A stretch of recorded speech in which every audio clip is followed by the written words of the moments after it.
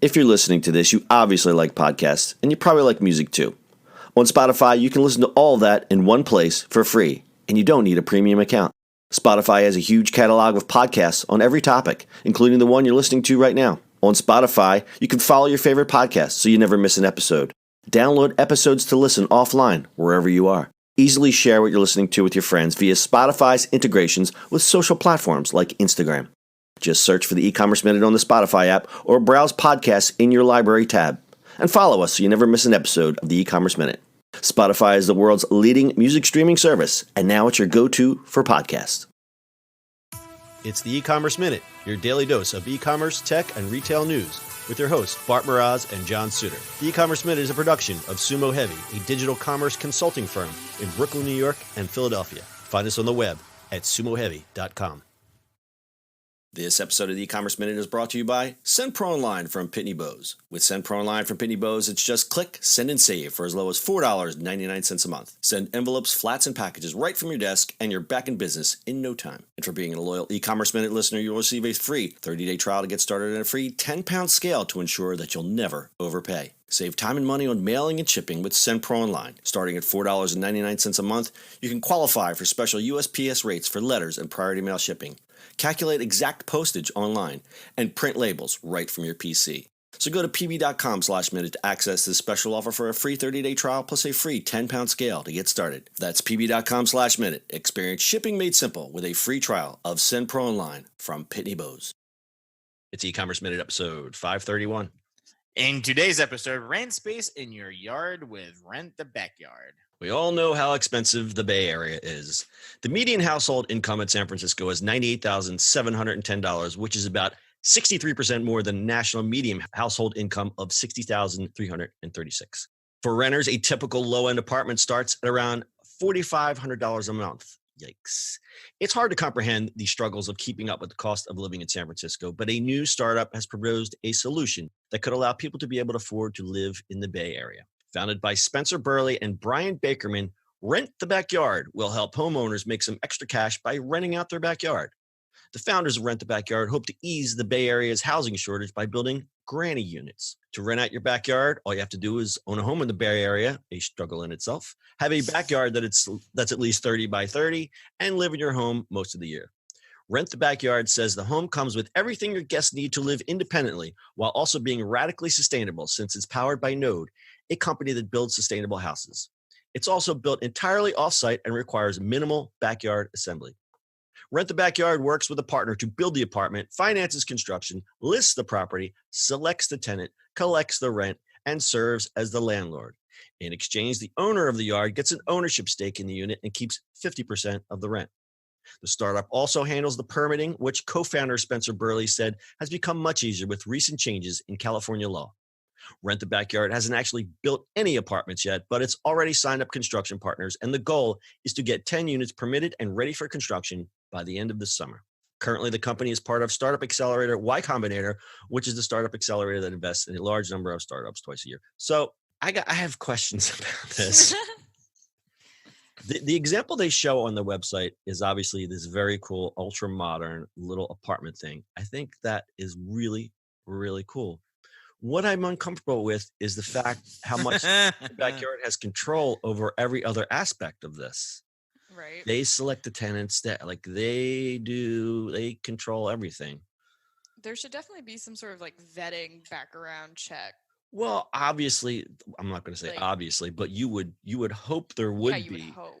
But if you're letting someone live in your yard, I would think that you would want to have more say than just, okay, I'm just going to sign here and let these guys handle it.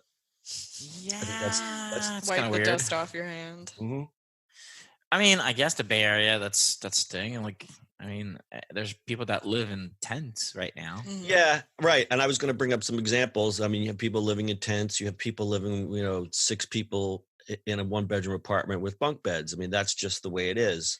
Why? When is this going to stop? Yeah, you have people renting co-working space on the streets because they can't afford an office building. Yeah, great example. What was that story? The guy took a parking space and made it a co-working space is kind of like an example of how expensive it is to live in San Francisco. How much was he charging for that? Oh, I forget. get. It wasn't anything crazy by any means. He Well, did like, it people sort of like, traveling. Go ahead. didn't he do it sort of as a gag? And then everybody was like, yeah, okay, I'll do that. Yeah, he like tweeted it, right? And was like, oh, I'm out here doing work with like a table and like a steel chair if anyone wants to join me. And then it like caught traction on Twitter and everyone was like, you know what? I will. Wait, so walk me through this. So he basically just put money in a meter, stuck a chair down and says, well, I own this piece of property for the next hour or two. Does anybody want to come split the cost with me? Yep. It's great. Yep. It's brilliant. It's actually brilliant. Right? That is just too. In too Philly, weird. a bus would just run him over. But anyway. And no one would give a single damn. Like everyone Nope. would continue on with their day. Yeah, moving on. All right, moving on. So I like this idea. I'm just a little iffy about some of the logistics parts of it. But again, if you look on their site, it's rentthebackyard.com, correct? Yes. She says with a question mark over her head. Yeah, it is. It Air is. quotes. Rent the Backyard, and they have examples of these homes, which are super modern and beautiful. And I would live in one of these, or at least set up a spare office in one of these, which I could probably see somebody doing that. But there may be some zoning logistics running a business in somebody's backyard. But that aside, this looks pretty cool. But Jeff Bezos worked out of someone's garage. Actually, it wasn't a garage. So did Bill Gates. So did Steve Jobs. Let's get that straight. There, yeah, let's people. get our facts straight. I work in a garage too. Brittany, why don't you tell us about today's sponsor? Shipping and mailing from your desk has never been simpler than with SendPro Online from Pitney Bowes. With SendPro Online from Pitney Bowes, it's just click, send, and save for as low as $4.99 a month. Send envelopes, flats, and packages right from your desk, and you're back to business in no time. And for being a loyal e-commerce minute listener, you'll receive a free 30-day trial to get started and a free 10-pound scale to ensure that you never overpay. So save time and money on mailing and shipping with SendPro Online. Starting at $4.99 a month, you can also qualify for special USPS rates for letters and priority mail shipping, calculate exact postage online, and print labels and stamps right from your PC.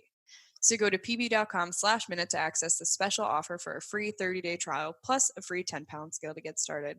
That's pb.com/minute. Experience shipping made simple with a free trial of SendPro Online from Pitney Bowes.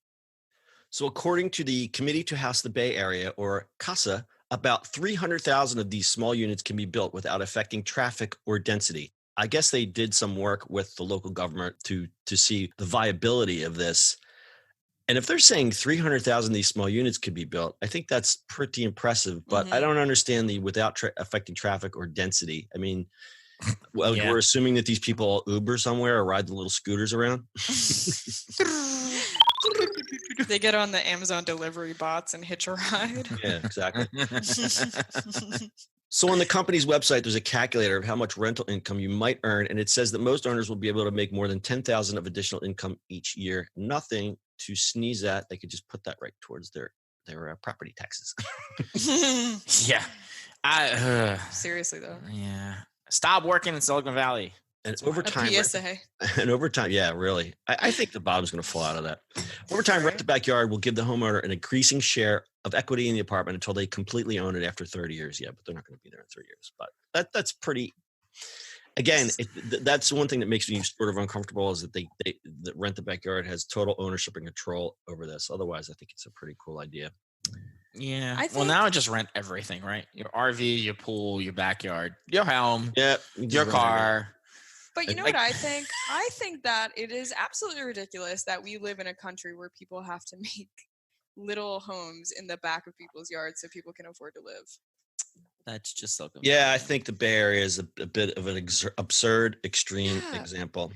I just don't. I get it, but at the same time, it's like, come on, like, why is it that way? Yeah, because it's where VC money is. It's where technology companies are, and that's really what the biggest thing. And understanding that whole concept, it's changing. People are. It used to be slower. Now it's faster changing, but people are realizing that. It's a conversation you and I just had. Of people they look at the world of tech and it's like the 24/7 cycle of work is not okay.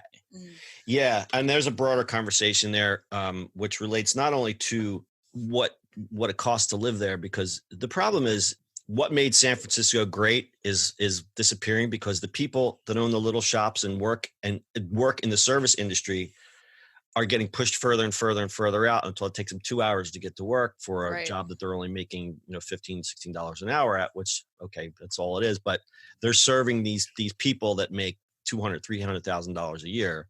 Yeah. So it's kind of like this very disproportionate kind of thing going on here.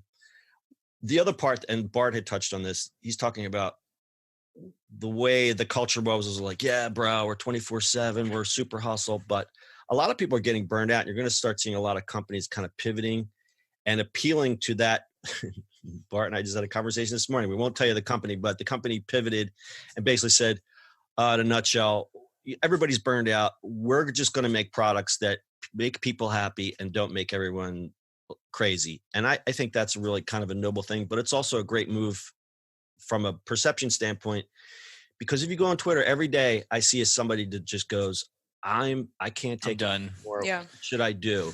Yeah. And then you'll see 500 responses. I'm starting a goat farm. I'm just going to get on my bike and ride. I'm going to make cheese somewhere. I can't people just can't take it. Yeah. It's technology companies. We're a service company, right? So, this is a long conversation, but it's understanding, how we work and what that is. It's harder to do in companies that are just driven by revenue. It's like, go get it.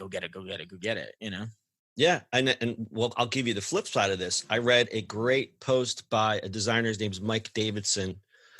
Mike Davidson, he's a great designer. He now works for Envision, and he basically did a whole, pros and cons of remote work. Envision, they're the company that do the Envision app, the prototyping app for UX design. Their company is 100% remote. They have 800 workers, and they're 100% remote. Wow. Mm-hmm. And he makes a point. It says, okay, it's great. You want to be in the Bay Area. This is what it's going to cost you. There's an opportunity cost. There's a cost in itself. There's a commuting cost. There's just costs in general.